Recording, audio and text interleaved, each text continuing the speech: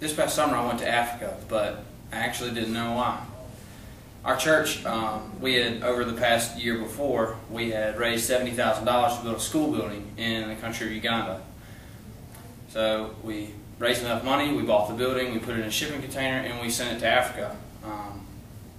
That was 6 months before we were actually leaving, so we sent it around this time last year. We get there and find out that the building's not there. Not only is it not there, but it's been stuck in customs for like 2 or 3 months. The building didn't get there, so we've already spent money on, thousands of dollars on plane tickets, on resources, on stuff to take over there to build the building, tools, and all this stuff, and we get there and we don't know what to do. We have, on my team alone, we had 4 teenagers.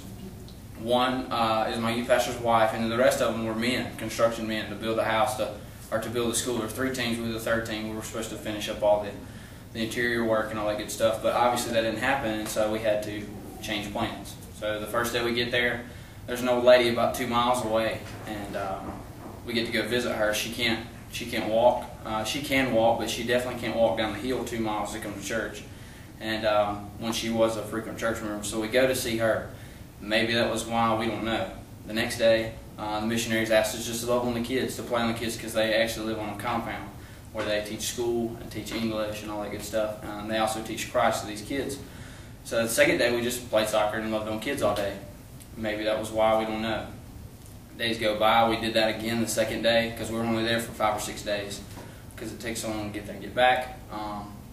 And then we finally, there's a group of, they're native, they're Africans there, but they used to be a part of the missionaries ministry there, and they were a part of a different village. And this village had not heard the gospel yet, and they had been preparing a time to share the gospel with these people, and we didn't.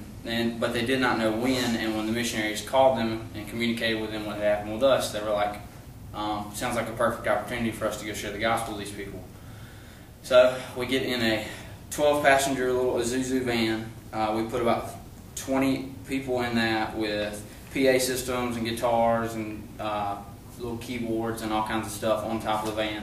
Video stuff, because we showed the Jesus film to them too when we got there. But we get there and there's only about 5 or 10 people there. And so we have 15 white people, Mzungu, and the 2 missionaries, and we don't know what we're supposed to do. 5 to 10 people would be kind of weird. And about 5 minutes after we started, about 30 people came. And anyway, but that night we got to share the gospel with them, and maybe that was why. The next day on the way home, we stopped by an orphanage, and maybe that was why. But maybe that, maybe because we thought we knew why. Maybe I think I know why I went to Africa, but I still don't know why.